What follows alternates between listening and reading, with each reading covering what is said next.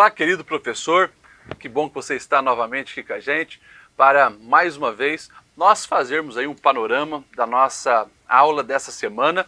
Estamos aí falando da revista Cristão na Era Digital, um assunto extremamente relevante para os nossos dias. E hoje vamos para a lição de número 8, a aula 8, que vai falar de identidade deformada.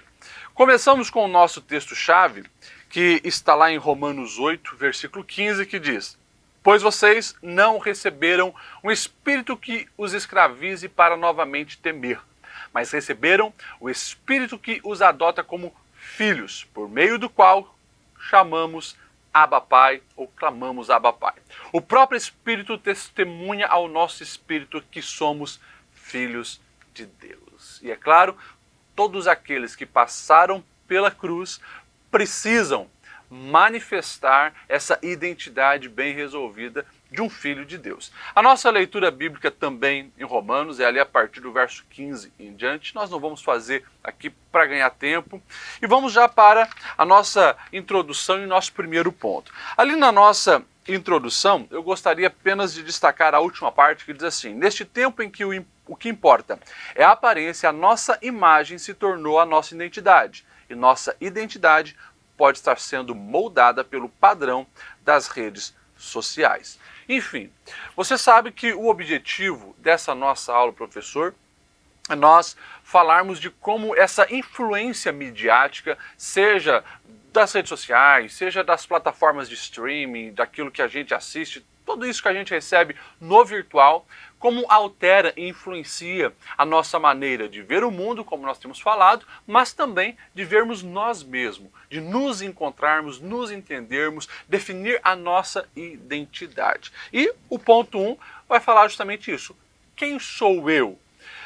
1.1 eu coloquei aqui em destaque: em uma visão antropológica, todos os elementos exteriores cooperam para a formação de nossa identidade. Somos um aglomerado formado por nossa nacionalidade, idioma, localidade, círculo familiar, acontecimentos temporais, vida, escola e assim por diante. E como a gente está falando, internet. Essas coisas que nos rodeiam, aquilo que desde criança vem nos proporcionando as experiências de vida, tudo isso vai também moldando e lapidando quem de fato nós somos.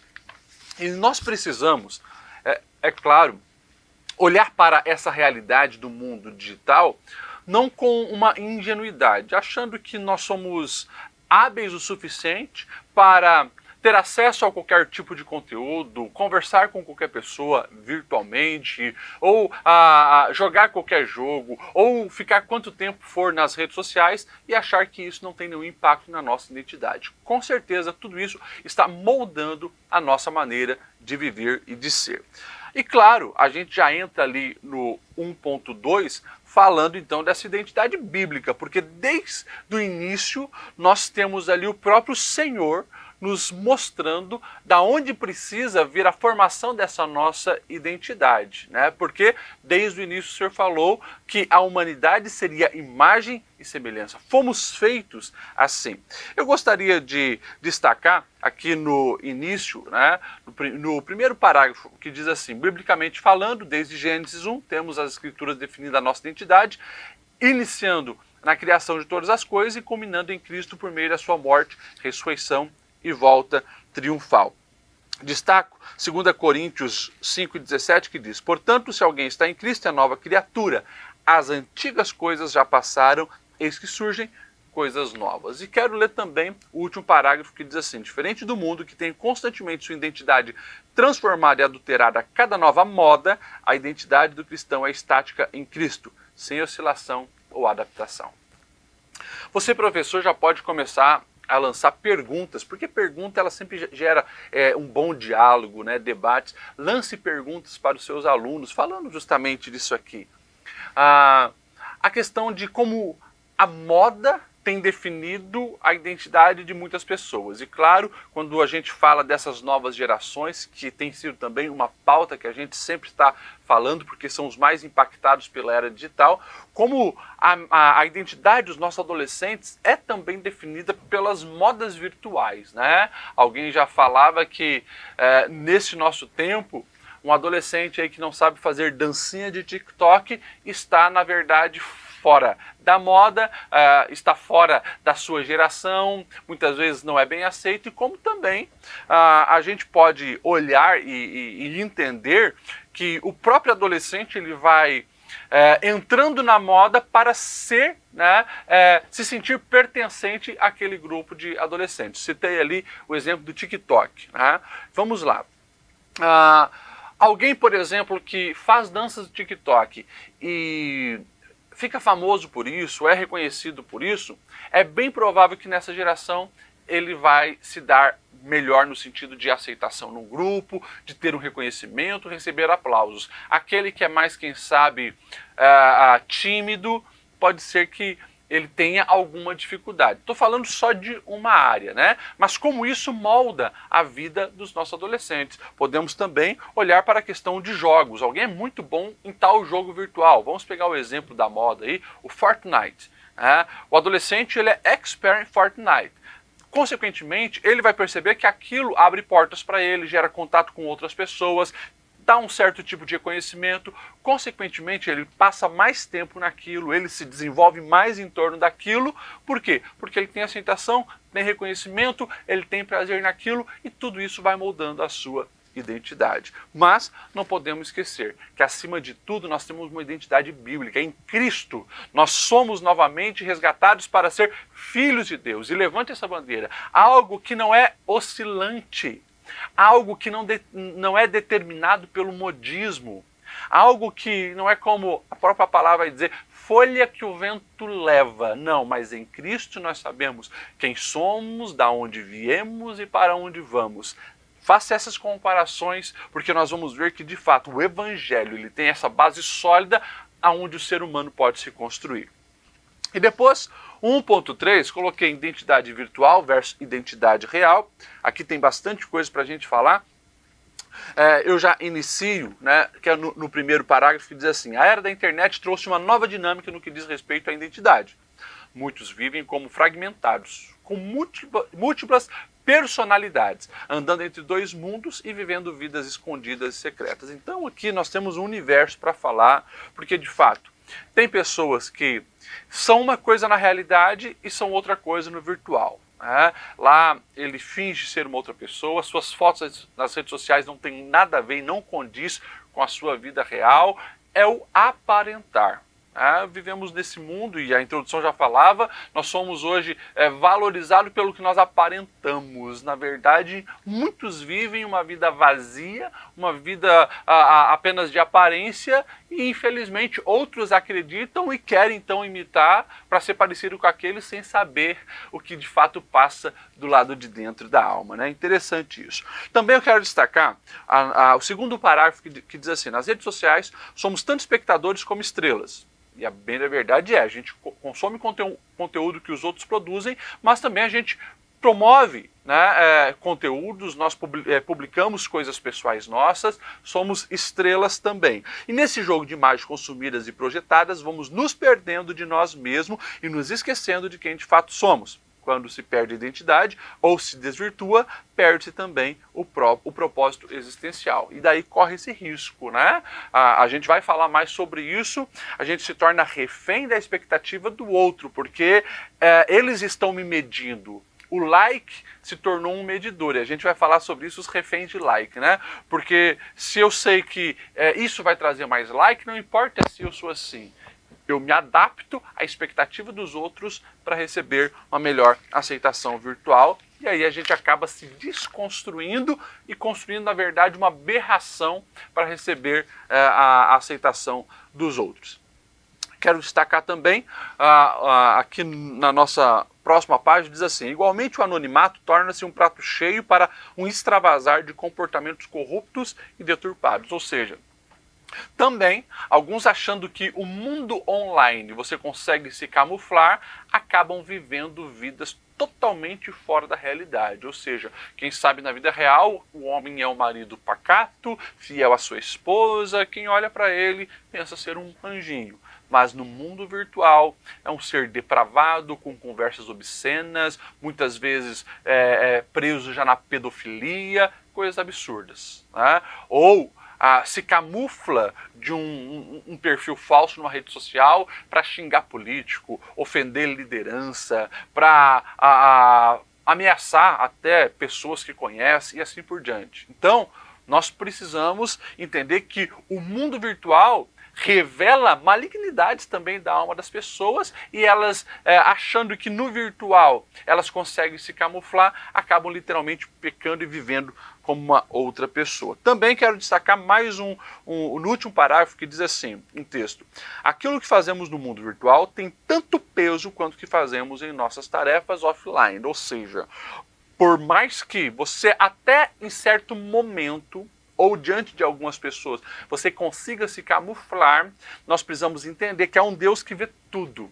E diante de Deus, não há engano. É o que o apóstolo Paulo vai dizer, de Deus não se zomba, o que o homem semear, isso também colherá. E não importa se você semeou no real ou no virtual, porque quando você age com malignidade, a intenção do coração já expôs a verdadeira essência do ser humano. Então, nós precisamos entender essas verdades. Eu finalizo aqui o aplicando o texto desse ponto 1 que diz assim: não existe ninguém sem identidade. Somos formados por uma identidade e ela afeta todos os níveis da nossa vida. Entender este princípio nos capacita para viver de forma mais consciente, sobretudo no que diz respeito ao mundo digital. Muitos acham que existe a possibilidade de separar a vida digital e a vida real. No entanto, isso é uma falácia. Somos o que fazemos no real e no virtual. E daí, professor? Tem já inúmeras reportagens que você pode buscar aí na internet. É só dar um Google, né, que mostra isso. Pessoas que na vida real era uma coisa e na vida virtual era uma outra coisa totalmente diferente. Depois, vamos para o ponto 2 que diz identidade em risco. E o 2.1 fala assim, os reféns de like, aquilo que eu já mencionei. A geração digital se tornou refém da opinião dos outros, preocupando-se muito se terceiros gostam do que elas postam nas redes sociais. Estão excessivamente preocupados em quantas curtidas obterão.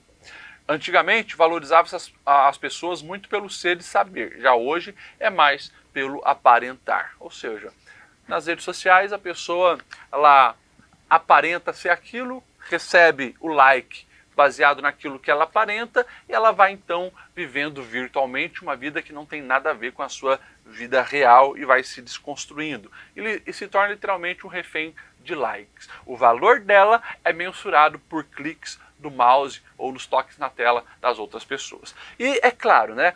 Você pode também trazer, professor, algumas coisas inusitadas que têm acontecido nos nossos dias, baseado nisso aqui, nos reféns dos likes. Por exemplo, hoje nós temos muitos hotéis, e é um mercado que está aí em pleno vapor, muitos hotéis que abrem, né, o hotel para hospedagem de 1 hora, 2 horas, quem sabe. Para que isso? A pessoa não vai dormir lá? Não, ela não vai dormir lá. Eles abrem o hotel, um quarto, os locais principais do hotel, sabe para quê? Para os clientes irem fazer fotos. É isso mesmo. Eles vão fazer fotos, foto na beira da piscina, foto na praia, foto, né, numa cama bonita, numa hidromassagem. Só fazer fotos, 1, 2 horas, aluguéis ali do espaço para fazer fotos e publicar nas redes sociais e ganhar likes. Assustadoramente, tem pessoas que também alugam roupas de marca, né? Tênis, sapato, bolsas, roupas, para quê? Para as pessoas apenas fazer foto para ganhar likes nas redes sociais. Assustador isso. Tem uma reportagem, se eu não estou enganado, foi até pelo G1, aonde um cara ganhou muito dinheiro fazendo, sabe o quê? Ele alugava iPhones para passeios, né? A pessoa, então, ela alugava o iPhone e ia então com o iPhone para fazer fotos e para mostrar para os outros, né, o aparelho que ela tinha, enfim. Tudo revela justamente a pessoa sendo construída pelo aparentar, visando nada além do que ser reconhecida pelas outras pessoas baseado no que os olhos veem. E essa nunca foi a proposta de Deus para a nossa vida, mas uma transformação de dentro para fora, como nós vamos falar.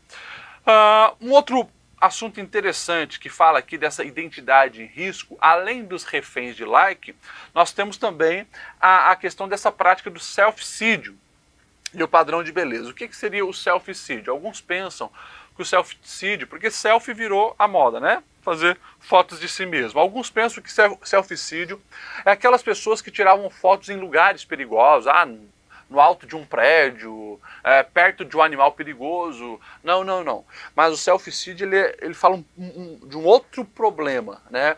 Que é tão perigoso quanto também, infelizmente, tão presente nos nossos dias. Eu vou ler aqui. O problema surge quando as pessoas querem estar ativas na vida digital, mas não lidam bem com a própria imagem. Alguns entram numa saga em busca da foto perfeita e desenvolvem uma obsessão desenfreada que apenas resulta em ansiedade e frustração. Isso é selficídio. A pessoa, ela compromete o seu emocional, porque ela faz selfie, faz foto, mas ela tem um desespero dentro de si porque nunca encontra a foto perfeita. Ela sempre começa a encontrar um defeito em si mesmo. E daí a gente já emenda que essa questão do padrão de beleza, né? Que vem também dessa prática do depender da aprovação dos outros pelo que eu posto nas redes sociais. Uma das patologias mais comuns deste tempo é o transtorno dismórfico corporal, que se trata de uma manifestação por uma extrema preocupação com algum defeito real ou imaginário no corpo. Ou seja, deixa eu traduzir isso para a gente entender melhor.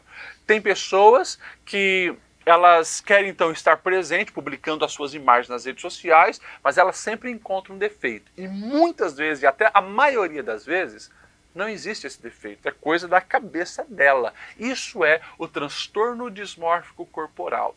A pessoa, ela desenvolve um olhar diferente do que é a realidade, baseado então aí nas expectativas que ela tem de que os outros também vão ter a respeito dela. Tem um caso bem comum, que foi o caso da Solange, que vai falar justamente disso, né, do transtorno dismórfico corporal. Olha só essa imagem. Tem na internet, você também pode buscar para os seus slides, professor. Aqui nós temos, né, a imagem real de como ela é, e do outro, uma imagem muito assustadora, né, como ela imaginava ser.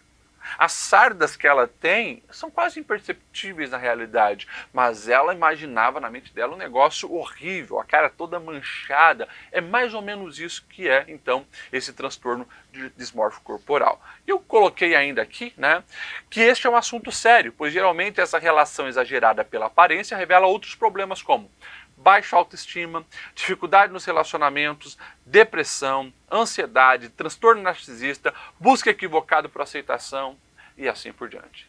É algo bem sério e pessoas estão sendo prejudicadas na sua alma, na sua vida real, justamente por essas expectativas utópicas que se cria no virtual. E hoje, né, com esses filtros, com esses aplicativos que nós temos aí, que parece que de fato deixa as pessoas perfeitas, muitos nessa comparação acabam literalmente jogando a sua autoestima lá para baixo. Precisamos estar atento quanto a isso.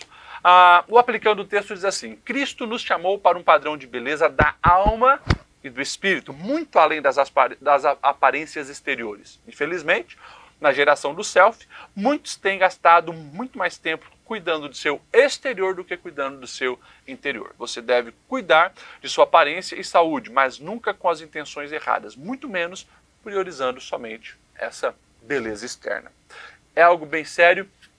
Na revista do Professor tem ali o resultado de uma pesquisa feita na Inglaterra, né, falando então da faixa etária ali, principalmente dos adolescentes, a partir dali dos 12 até os 20 anos, né, é uma faixa etária que pega isso mais. E também tem uma pesquisa que a gente colocou que fala que tem um grupo, né, de pessoas e que foi feita essa pesquisa, gastavam em média de 5 horas semanais só com selfies, ou seja, em torno de 48 minutos por dia só para encontrar essa imagem perfeita e publicar nas redes sociais. Para você ver como isso tem sido muito sério na nova geração que está vindo aí.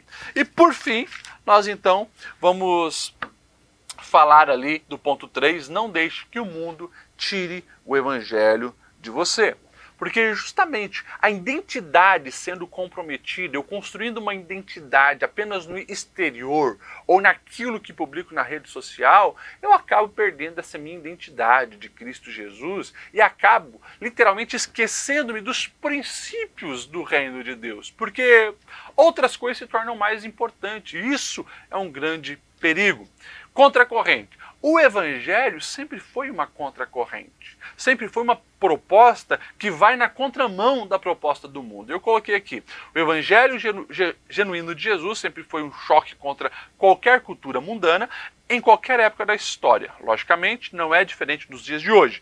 Os princípios apresentados para os que desejam viver por Jesus estão bem distantes das ideias hedonistas e egoístas defendidas pela humanidade caída. E você que é professor, você vai ver que a gente colocou um quadro ali de apoio, justamente mostrando que, por mais que o Evangelho sempre foi uma contracultura, parece que nos nossos dias, né, os princípios do reino estão ficando cada vez mais esquecidos. Olha só que interessante isso. Foi feita uma pesquisa pelo Datafolha, 2015 foi feita essa pesquisa. Foram ouvidos 1.036 jovens e a pesquisa repetiu as mesmas perguntas feitas em 2007, com a mesma faixa etária de participantes. O resultado mostra que os valores dos brasileiros estão mudando. Olha só os resultados. Pergunta A. Comportamento homossexual é moralmente aceito? Em 2007, 50% da população pesquisada dessa faixa etária de jovens responderam que não é aceito. Já em 2015, 30%, ou seja, 20% mudou de ideia. Interessante. Letra B, o aborto é aceitável? Em 2007, 85% responderam que não. Já em 2015, 79%. Fumar maconha é aceitável? Em 2007, 73% responderam que não. Em 2015, 67% responderam que não. Ver pornografia é aceitável? Olha só essa queda, né? Em 2007, 78% responderam que não. Em 2015, 51% responderam que não. Ou seja, a gente percebe que as coisas estão mudando de fato. As pessoas parecem que cada vez mais estão mais distantes dos princípios do Senhor. E é claro, o ponto 2, a gente vai falar justamente sobre isso, porque fala desse viver antropocêntrico. A pessoa preocupada em agradar apenas a si mesmo, o homem ocupando o centro da vida. E quanto mais o homem se torna antropocêntrico, mais distante de Deus e dos seus valores ele vai estar. Esse viver antropocêntrico, eu coloquei aqui justamente a capa da revista Time. É uma revista um pouco mais antiga, é de 2013, mas lá atrás eles já falavam, né? The Mimimi Generation, a geração eu.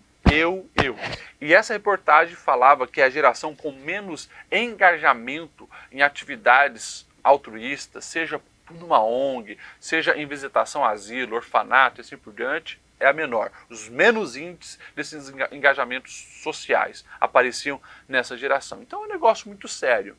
E por que a gente fala sobre isso? Porque essa identidade egoísta não tem espaço para quem deseja ser discípulo de Cristo.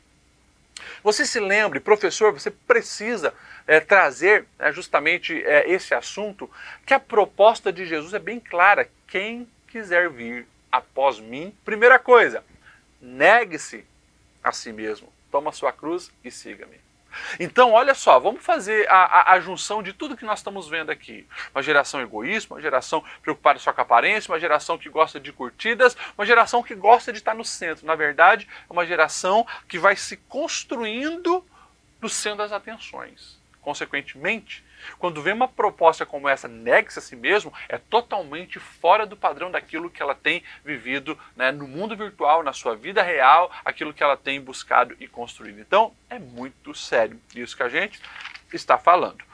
O aplicando o texto diz assim: o verdadeiro evangelho sempre causou desconforto e aversão desde os dias de Cristo Jesus. Por mais que seja necessário buscar apresentar a Jesus através dos meios de cada geração, é de fundamental importância não cedermos ao sentimento traiçoeiro de adocicar Cristo para ser mais aceitável à geração do self. E aqui é um chamado para a igreja se despertar. Nós não vamos mudar a essência do evangelho para se adequar a essa realidade. Nós usamos sim a maneira de compartilhar o Evangelho, a questão das ferramentas, os instrumentos, a maneira de se comunicar, mas jamais mudaremos a essência, como infelizmente nós sabemos que tem acontecido. E você, professor, pode intensificar esse debate mostrando justamente, e está em abundância, esse falso evangelho que coloca o homem no centro, que as mídias sociais aí mostram de uma maneira intensa e clara, né? Ou seja, como essas construções que o mundo vem fazendo nos últimos anos na humanidade têm afetado cristãos que já literalmente estão vivendo essa vida antropocêntrica e muitos sem se tocarem que isso chega a ser satânico. Nós precisamos ter uma grande atenção. E para finalizar, a reflexão da semana diz: no juízo final, Deus não irá encarar de uma forma mais branda os nossos pecados cometidos nas mídias sociais. Precisamos, mais do que nunca, encampar a bandeira da santidade e da identidade de Cristo no meio digital. Então, meus irmãos, nós finalizamos aí a lição da identidade deformada. Literalmente, nós vimos como a identidade tem sido afetada e deformada pelas propostas do mundo, nesse mundo virtual, e nós, como cristãos, precisamos estar em Cristo, rocha inabalável, termos essa identidade bem definida por quem Ele diz que nós somos e precisamos, é claro, agir como filhos de Deus. Que o Senhor abençoe. Até semana que vem.